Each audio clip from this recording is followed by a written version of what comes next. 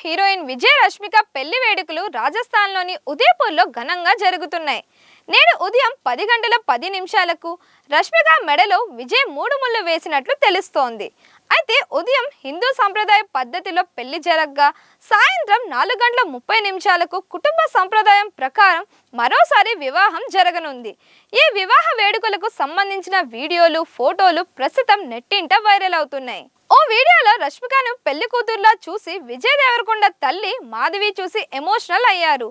సంగీత్ వేడుక జరుగుతున్న సమయంలో భావోద్వేగానికి గురైన మాధవి రష్మికను ఆప్యాయంగా నా డార్లింగ్ ఋషి అంటూ పిలిచి ఆశీర్వదించింది. ఈ సన్నివేశం చూసి అతిథులు సైతం భావోద్వేగానికి గురయ్యారు. ఇదిలా ఉంటే రష్మిక, విజయ్ దేవరకొండ మొదటిసారిగా గీతా గోవిందం అనే సినిమాలో హీరో హీరోయిన్లుగా నటించారు. ఈ సినిమా షూటింగ్ సమయంలోనే ఇద్దరి మధ్య పరిచయం ఏర్పడి అది కాస్త ప్రేమగా మారింది.